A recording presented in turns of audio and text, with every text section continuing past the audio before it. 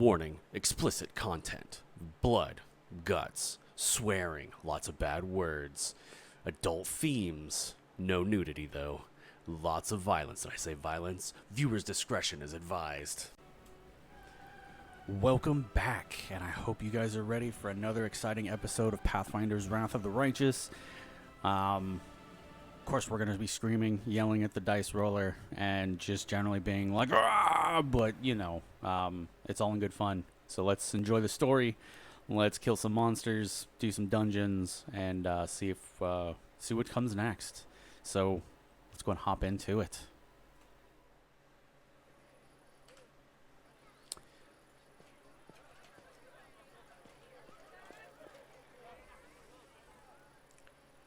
My not so numerous, but nonetheless dearest guests. About a year ago at my last birthday party, I assured you all that I nurtured a deep-seated hatred for boring people who give protracted speeches in the misplaced belief that their inner thoughts are of any interest to anyone but themselves. Now I am a whole year older and also a full-fledged crusader. An honorable position that requires me to be as dull, pedantic, and vexing as I possibly can.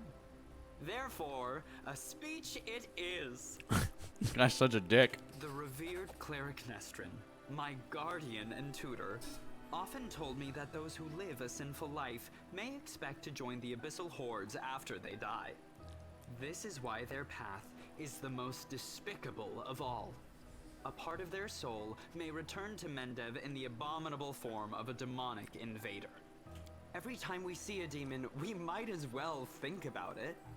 What if this wretched creature used to be your great-great-grandfather? What if certain parts of this pointy-tailed beauty used to belong to your pious cousin? They say that the demons represent the sins of the souls they are made of. Succubi emerge out of lustful souls. Vandals turn into Abracandilu. Gluttons become Nabasu. I, for one, am determined to commit as many different sins as possible, so that the distributive mechanism of the abyss breaks when it tries to decide what to do with my soul. You, my dearest guests, will be my assistants in this complicated task.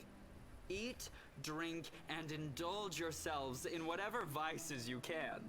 Let nobody leave this house as righteous as they entered it. Live every day like it's your last. After all, nobody knows when that day will arrive, do they?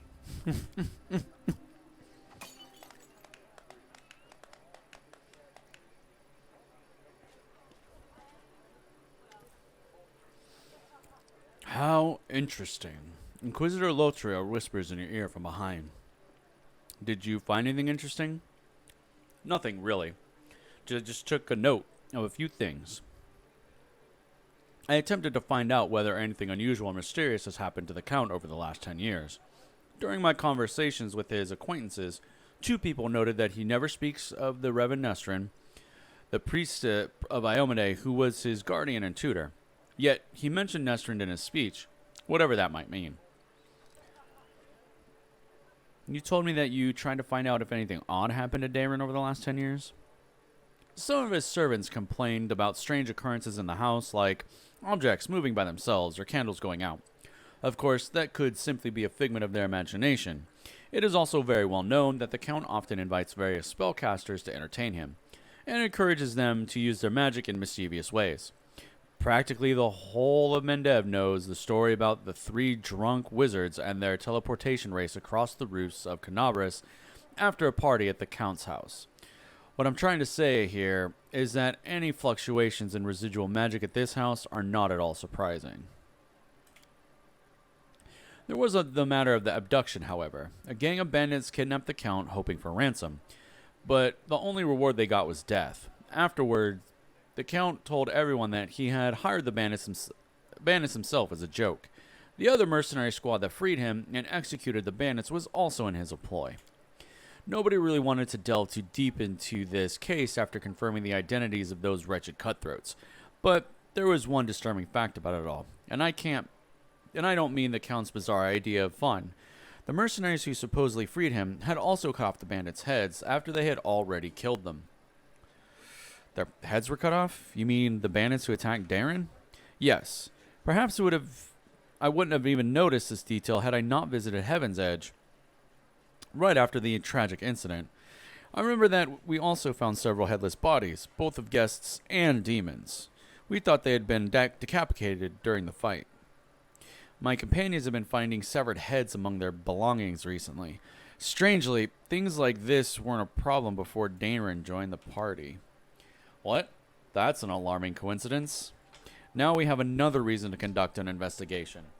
It is crucial that we find out exactly what happened after that tragic feast. What do we need to do, Inquisitor? Now, that's the hardest part. I need to dive deep into the past of this place, which requires casting several different spells over some time. It'd be very convenient for me if nobody interrupted the process, especially the Count himself. I don't think he remembers my face, but a suspicious stranger casting unknown spells might attract his attention. All in all, what I want you to do is distract the master of the house. Right now, he's playing host in the very place I'd like to start with. Okay, I understand. Good luck. Come back to me when the Count leaves. I will tell you everything I managed to find out, and maybe even show you something. There's boxes of stuff. Food at the feast. And booze. So exciting! Darren, who's been watching the guests with unreadable expression, turns his head to you and says in a casual tone, like he's continuing a conversation that was interrupted, I have always considered myself an aesthetic, not a hero. When doomsday comes, I thought I'd pour myself a glass of 100-year-old wine, sit in the front row, and just watch the world burn. Playing the violin was also an option. Now I'll be damned if I know how I'll end up in the Fifth Crusade. Now I'll be damned if I know how I ended up in the Fifth Crusade. How did I become the companion of a heroine chosen by Omade?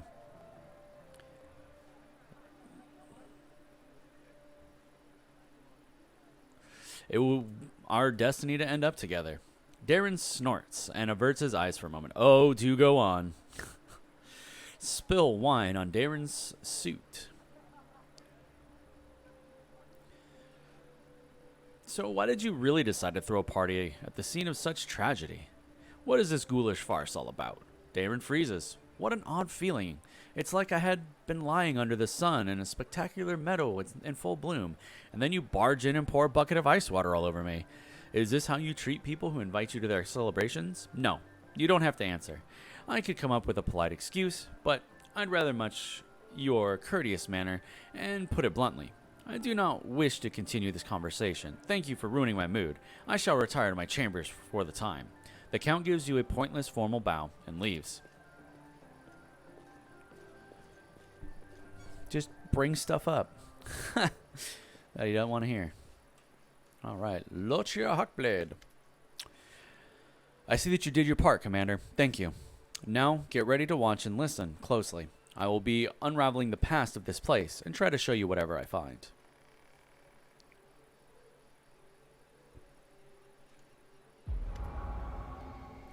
Countess Selena Arende.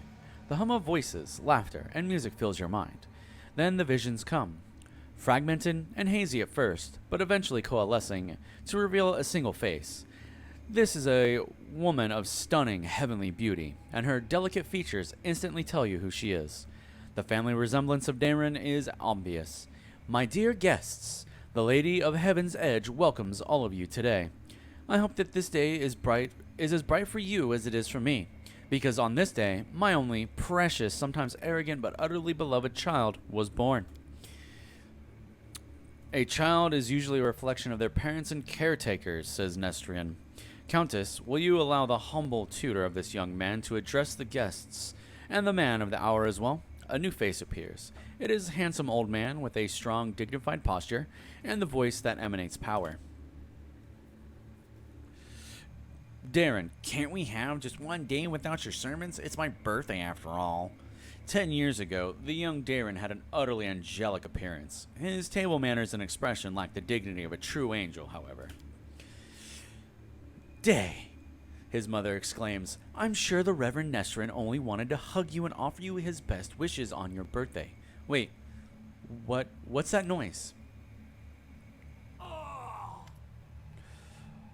The shrill laughter rings in your ears and reverberates in the base of your skull, and the vision, a Lilitu, appears before the guests of the estate and gives them an exaggerated, scornful bow. The sorceress of evil has come to your celebration, mortals. Did you prepare a treat for me, too? What do you want, spawn of the abyss, says Nestrian. I've already done everything I wanted to do, replies the Lilitu. Hey, you, daughter and cleric, look around. Don't you notice anything odd? The plague is in your wine, in your food, and the air around you, in your blood. Soon you all will die. Pray to your pathetic goddess, and call upon your healing powers all you want, but they're not going to help you. Nothing will help you. I will give you a chance to see it for yourself, and when I return, the grave realization will have already sunk its teeth into your throats. Oh, how I love watching mortals in their final desperate hours. The demon finishes her speech with an air kiss to Darren, making him freeze in horror, and disappears.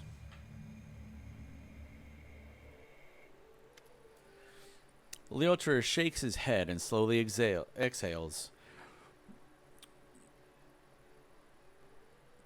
rubbing his temples. The first appearance of the disease and the Lilitu, one of the many sisters of the accursed Monago. So far, everything I've seen matches the official version of the events. What now? I can sense the aftershocks of a very strong outburst of emotions and memories somewhere in the west wing of the house. Something must have happened in one of the rooms, so please check if anyone is there and distract them if need be.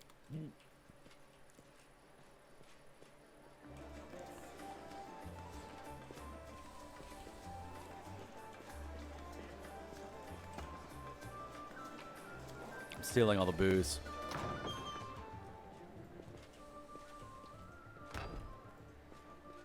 With grace? Huh. Cold Iron Masterwork Orc Double Axe. Heavy Shield.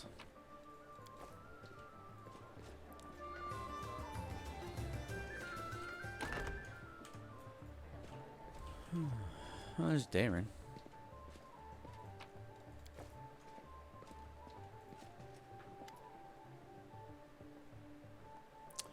Darren arches a brow at you, but he doesn't seem to be disturbed in the slightest by your entrance. He's not trying to cover up or get dressed any faster. Commander, I assume that you have an urgent matter that requires my attention?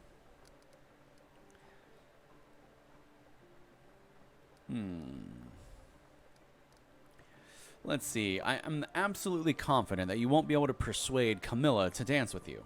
Ah, now that is a challenge. I can imagine her either graciously acquiescing or deftly slipping deadly poison into my wine just for suggesting it. Such is our dearest Camilla. You've given me a brilliant idea.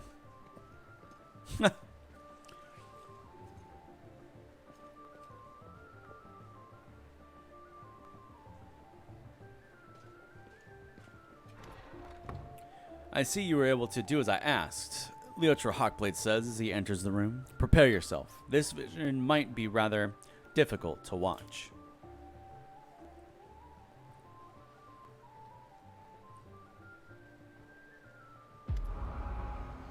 Young Darren stands motionless by the Countess's bed. His face is pale with fear, and for good reason. His mother's heavenly beauty is gone. Her smile, once beaming with vitality and happiness, looks more like the grimace of a corpse. Only her golden hair still glows. A sad reminder of the healthy young woman she was just a few hours ago.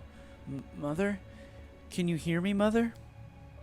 Day, my boy. How did you get here? The Countess's voice is fading. Don't come any closer. This disease. Mother, listen. The Reverend Nestrin has sealed the gates. He says that he won't let anyone leave the estate.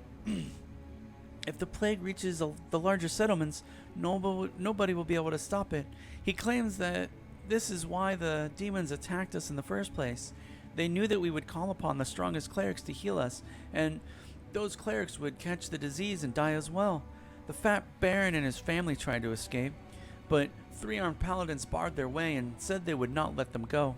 Mother, we need help. Canaris is full of clerics, wizards, and demons know who else. They might know how to stop it. We need to get there as soon as possible. We must obey the Reverend Nestrin. We are the Lords of Mendev, and we must protect our people. If it reaches Canabras, thousands of innocent people will die. I don't care about any innocents. Darren's voice rises to a shout. You're ill, Mother. You're dying. You must tell them to open the gates and take you to Canabras. They won't listen to me, but you're the lady of the estate. They can't refuse you. I can't. I must. Please leave, my dearest. Don't lose hope. You can still. A convulsion overtakes the Countess's body.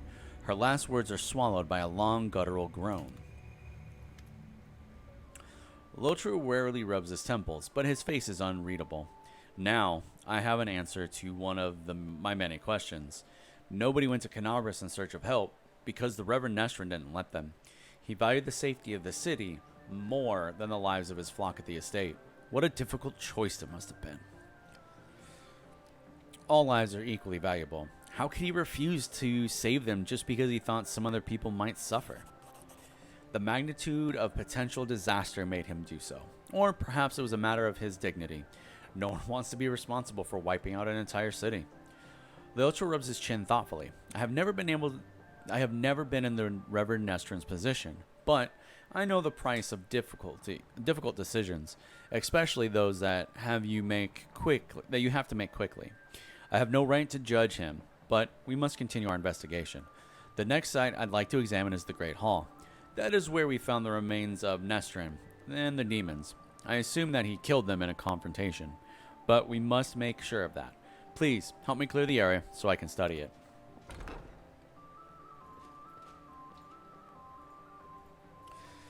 Okay, so I know he can get Sela to dance on the table. Let's see what happened with, oh, he got Camilla to dance. You are an extraordinary dancer, Lady Camilla. And that's truth, not flattery. You, on the other hand, are an extraordinary liar, Count. And that is a truth, not an insult. She's such a bitch.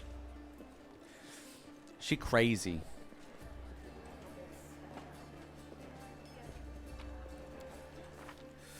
I have an 11 fortitude.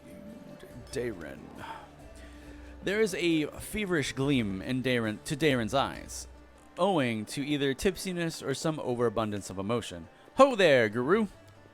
Camilla's ferocity attitude breaks my heart.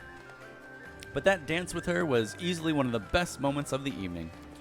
How are you enjoying my party? Are you having a good time? Yeah, I'm having the time of my life. Well, at least someone here is having fun. Fine, let's change the subject.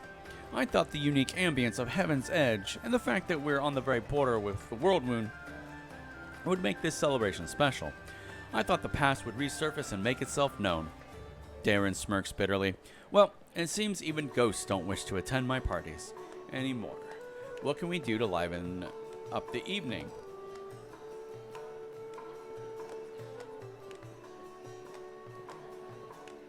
You know what I think? I think it's time for a drinking contest. Ah, yes. The tried and trusted method for salvaging a dull party. For salvaging anything, actually. I'm ready, but who's my competition? I need to give it some thought to prepare. Very well. In the meantime, I shall get everything ready.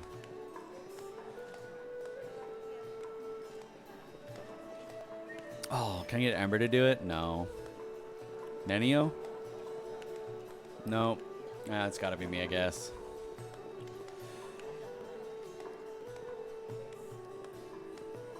So, any ideas what we could do? So, the drinking contest. Me, of course. What's this? The commander herself? The heroine of Canabras? The chosen one is challenging me to a drinking contest? I'm in. Let's drink until one of us falls unconscious or begs for mercy. Let's do it.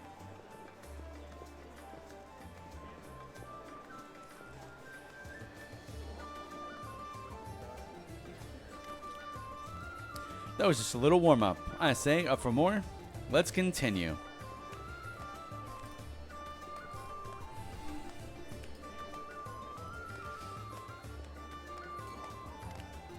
Whoa, we done here? Are you ready for another round? Let's continue. Let's get smashed.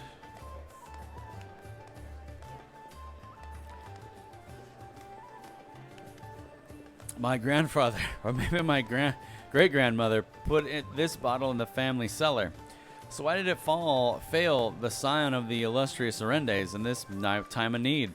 Darren looks a bit unsteady on his feet. I don't feel very well. Hey everyone, let's go back outside. I need to get some fresh air in my lungs.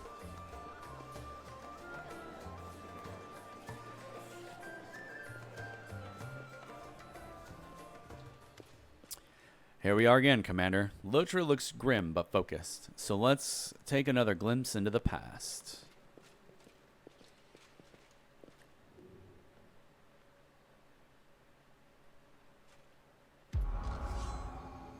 A ripple of laughter flows through the hall. It begins as sweet, charming chuckle, but then turns into a rasping cackle that makes Darren huddle even deeper into his corner. Why are you running away from me, my sweets, prince? Come on, let me touch you. I'll give you... The booming voice of an old man dressed in Almadian robes shakes the walls of the hall. Get away from him, demon. Let the boy go. By the blade of the inheritor, you touch him only over my dead body. You are pathetic old cleric. Are you the guardian of this charming little prince? Well, you guarded him in vain. The disease is already circulating in his blood, and soon he will rot before your very eyes. You won't be able to help him, and I can at least make sure his death is beautiful, clean, and sweet. The demoness turns her eyeless face to Darren and licks her lips. A coarse laugh escapes the young man's throat. We'll see about that. WotR turns toward you in astonishment. Droplets of sweat glisten on his temples. Something is wrong, Commander. My spells are not working as expected. It's as if some kind of supernatural explosion occurred here 10 years ago, blending everything together. The magical auras, the emotions, the memories. I will try again and to read it. Could be dangerous. I cannot say for certain, but it's unlikely. The past is the past, and no one can travel through time except for some uniquely powerful entities like Aeons or perhaps the eldest of the First World. Even though the past of this place is horrible, it poses no threat to us in the present. Please continue. Just give me a moment to focus, says WotR. I will try to channel my visions and feelings to you as accurately as possible. Darren, my boy, what's going on? WotR's muscle shoulders suddenly begin to shake. The vision he is channeling does not change, but you feel something enormous and chilling silently infiltrate the reality around you. The presence of this nameless being becomes almost palpable. Some alien entity is talking to him. Hurry, old cleric, stop him right now. Do you really want to see what happens when... Save me? Can you save me? The presence thickens as something more tangible. The entity is silent, but you feel your blood pulsing in your temples, and each beat brings a new image, or rather, a new notion. Help brings a feeling of relief and safety. Exchange makes the pulse stronger, more demanding. Gate and secret come immediately after. The images become heavier, almost visible. Secret, keep the secret. Otherwise, death, death, death, death. The gruesome images whirl through your mind, feeling it with pain and fear.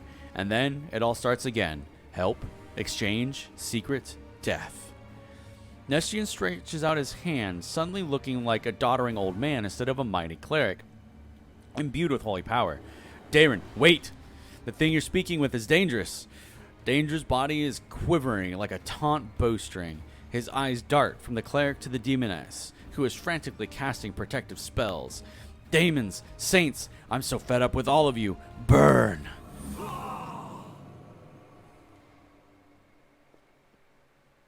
Well, that was dramatic. WotR opens his eyes with a groan and gets back on his feet. His legs are wobbly, his eyebrow is cut, but he seems not to notice. Sincere sorrow is written on his face, as well as a strong hint of horror. What a misfortune. No, what a disaster. Everything is far worse than I imagined. Do you understand now what happened 10 years ago? The Inquisitor slowly exhales through clenched teeth and says in a low voice, still massaging his temples, yes and no. Damn it. My thoughts are astray. I will try to explain everything to you in full detail. Many living things are capable of performing the most extraordinary feats, good or bad. when a deadly threat looms over them. 10 years ago, the young Count found himself cornered in every sense of the word, and he allowed some alien entity to intercede for him. It frightens me that all my experience as an Inquisitor is completely useless in this case. It does not resemble anything I've ever heard or read about. This entity, I think I will call it the Other, possesses uncanny power. It was capable of instantly killing 3 greater demons, a mighty cleric, and a host of other mortals. You saw everything yourself. What's even worse is that this entity, this Other, is still here. WotR takes a long pause. His gaze is drawn to the chamber where all the guests are laughing and dancing. Darren's eloquent voice rises above the music for a moment. He is asking for someone to bring more wine and add more logs to the fire. I don't know exactly what this creature is, but I know what it did to the Count. It turned him into a living gateway. The Other is not inside the Count's body. It is not directly controlling his mind. That's why there's no obvious signs of possession. But it is looking through his eyes. It treats him like a window into our world, and it can instantly step through it to wreak whatever havoc it desires. Could the Other be the reason why my companions keep finding severed heads among their belongings back in Canabras? It seems very likely. I am almost certain you are right. People tend to lose their heads when they get too close to the Count Arende anyway. I do apologize, that was inappropriate. Perhaps your gruesome findings are the heads of some cultists who tried to kidnap the Count during the Canabras slaughter. Or perhaps they provoked the Other in some other way. Does Darren know anything about all this? Yes, of course he does. Did you hear what the Other tried to convey to us? Hope in exchange for a secret. Death to those who know the truth. It wants to have an opportunity to use the Count as a gateway without anyone knowing. This is what made Darren deny that he remembered anything about the conclusion of the events at Heaven's Edge. Okay, well, did the Other kill everyone then? The disease was not to blame? Not everyone, just Nestrian, his paladins, and a few remaining guests. Damn it. I know that it was the work of a mysterious, omnipotent entity, but it still stings. I was here 10 years ago and I didn't check everything personally, and those who did failed to sense that something was wrong. Well, we have to do something. Yes, now I understand Father Nestrian perfectly. I must make a crucial decision despite a dearth of information. The Inquisitor falls silent for a while. Then he looks you right in the eye. Commander, first and foremost, I must apologize to you. Second, I must ask for you to keep the secret. What are you sorry for? I apologize for dragging you into this mess. You see, the Other, an entity of immense power, stated very clearly that it would kill anyone who found out the truth. Anyone who knows that the Count is actually its living gateway. I suppose the secret is currently known to 3 people on Galarian. You, me, and Count Darren. And that means WotR gives you a crooked smirk and shrugs. Why should I keep it a secret? As soon as the Count finds out that we know his secret, the Other will understand it as well. We do not know what it is and what exactly is the scope of its powers, but we do know that it would dispose of anyone who might reveal its existence. I've made a decision, WotR says gravely. I will not tell anyone about the discovery we've just made, not even the Queen or my superiors. Instead, I will immediately go to Nerosian and sift through all of the archives of the Inquisition in order to find out what exactly we're dealing with and how it can possibly be defeated. I may also make some cautious inquiries to other places, including Absalom. Still, I will not reveal the truth until I have found at least some reliable information. I'm asking you to do the same. Specifically, do not say a single word about our investigation to the Count himself. Fine, I will keep it a secret. WotR lets out a sigh of relief. You've made the right choice. I recommend that you go back to the guests and spend the rest of the evening as you please. Anything else might raise suspicion. I must leave immediately in search of knowledge we all need so desperately. Farewell, Commander. May the light of Iomedae guide your path, and Leotra Hawkblade will try to keep your path to triumph clear of any unwanted guests. Well, that's good to know.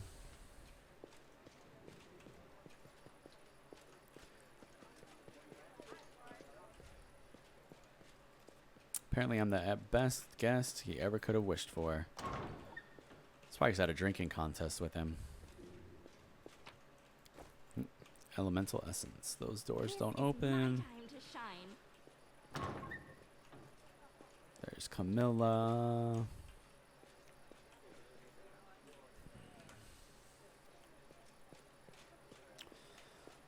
Some drunk nobles. Oh, I failed, didn't I? I have a -2. I can't make that check. The brickwork looks strangely uneven. Cute. Apparently it's cute brickwork. Okay, we're going to leave. Area exit.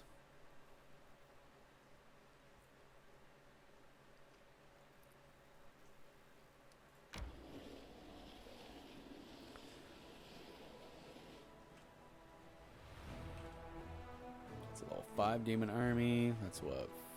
5, 4.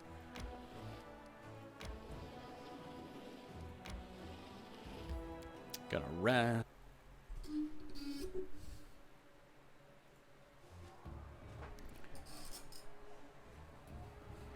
Oh, what's going on?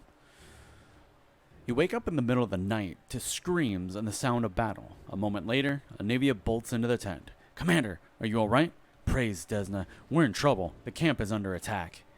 Lan, bow in hand, is right behind her. The fools! This is no war camp. It's a garden party. I warned them to watch the sky. I see. To arms.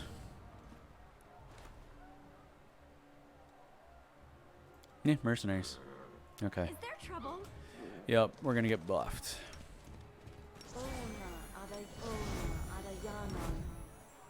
Friendship lasts forever.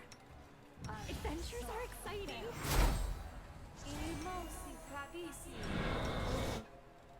No time for idling.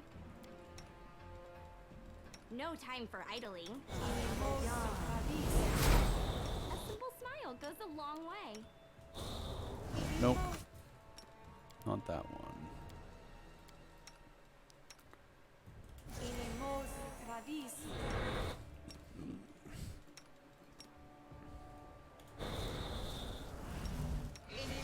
The world is full of wonder. Have to drop fireballs on myself. Okay. 444-222. The world is full of wonder. Good hope. Friendship lasts forever. A simple smile goes a long way. Let's go ahead and save and let's defend our camp. Apparently we are under attack. They choose to stand against me. They chose. They chose poorly. I'm gonna go to sleep. Yeah. Gonna sing your song of violence. Away, you rascal. I'm gonna roll a natural 1 on that attack. He's frickin' prone and asleep. Alright, now he's chunky meat parts. Gargoyles don't have meat parts, but he turned into chunky salsa meat parts.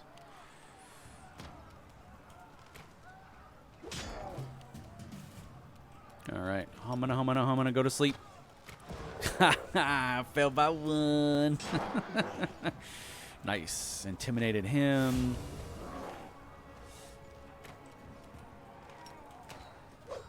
Oh, look at that. Beautiful, missing by 1.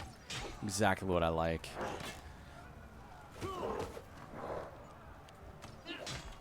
Go Crusaders. Alright, move up.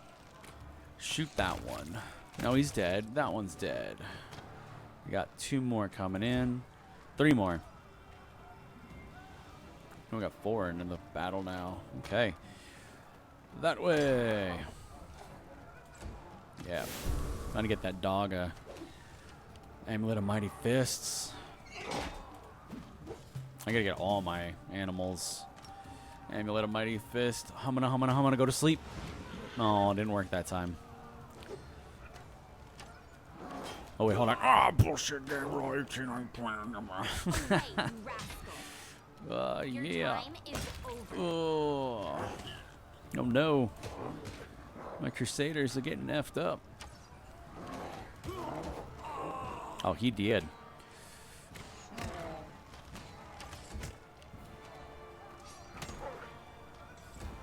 Come on, finish him. Oh, yeah, boom. Chunky salsa meat pieces out of a thing made of stone. All right, we're going to... Can I do that? I can. Nope, we're going to do AC.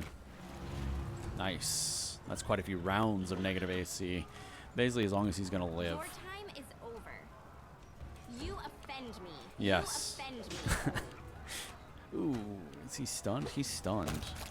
Very nice. Let's go.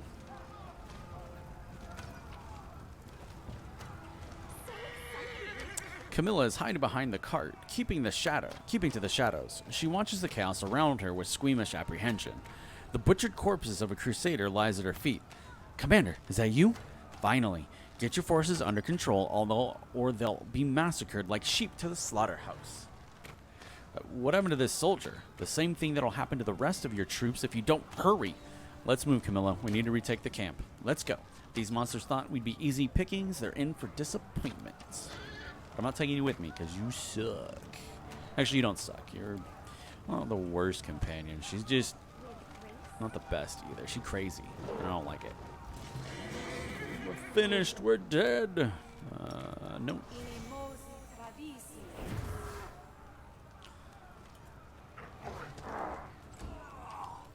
Stand down.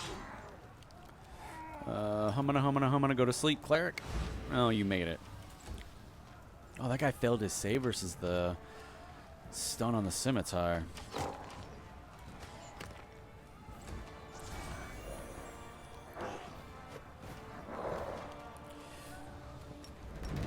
Sing the songs of your people, even if it's in country. Yes. Boom, did. Away, you rascal. Oh, you're still alive. Away, you rascal. Your time Oh, is wrong over. person. I thought that was the archer. Boom. All right. Spell scroll. That guy died over there. What do you got on you? Potions and such. Oh, there's Sela. Sela stomps her armored boot on a gargoyle's wing, and with her might pierces the monster on her sword. Turning around, she yells to the soldiers, "Shit your pants over there! Come on, don't chicken out on us now. This is how we deal with them." Diplomacy. Talk to the soldiers. Hold your positions. Steel yourselves. Are you crusaders or are you cowards? The commander's here. We can fight. Let's stand up to these beasts. For the commander, for the queen, for Mendev. Let's go, Sela. We'll teach these monsters a lesson. Yes, commander. They'll be sorry they ever came here.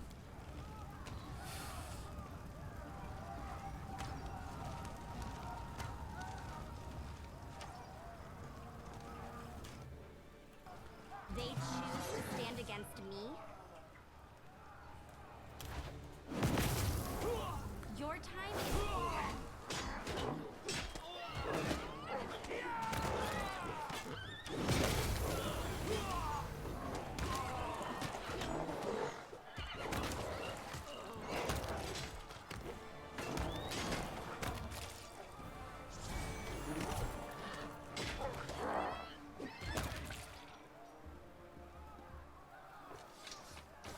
Yeah, get wrecked, boys. Take my potions back, 'cause I'm gonna need them.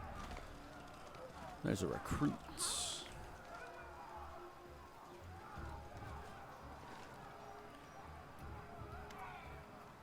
Breathing heavily, Erebeth leans on her sword. Blood is trickling down her battered armor. Clenching her teeth, she looks hatefully at the monster before her. It bares its teeth in a mocking grin. I won't give up. In the name of Iomade, I won't give up. Erebeth, we're here, shouts Anivia. Hold on, we're coming.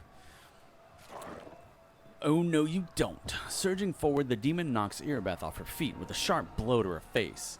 Then he leans over her limp body and sniffs. Young, healthy, strong. This one will be tasty. What a fine ghoul it will make. The monster's fierce eyes consider the people surrounding him, and finally fall upon you. For a moment, you feel a strange connection to the demon, as if there's no one here but the two of you. Bafflement, almost fear, crosses the monster's face, but then his grin grows even wider. Oh, there. That one she was talking about. Ha ha! You are supposed to be my equal? You're just the same as your toys. Weak, fragile, and tasty. Toys? What toys? You're playing with your toy soldiers, making your little troops march here and there. I sing their songs, but that's boring. My ghouls are much better. Come, see what your soldiers will become when I've had my fun. Attack. You've come here for your death. I don't think so. A fortress. A fortress on a mountain where mortals once prayed to their little gods, the Lost Chapel. It's now my nest. Come, see what happens to your soldiers when I play with them. Maybe you'll become one of my toys too. And just like that, the episode for today is over. The narrator's a little tired. You gotta give him some props for, going at it. But thank you for hanging out and watching Pathfinders Wrath of the Righteous. Hopefully you guys had fun. So if you did, do the thing. Like, comment, subscribe, share it. The link for the previous episodes and next episodes should be in the descriptions, unless they are not out yet. If you want them early, you could always beg for them in the comments, maybe. Tell me your favorite part of each episode. Let me know you guys are enjoying it. And with that, I will let you guys get back to your day, and I will see you in the next one. Thank you for hanging out.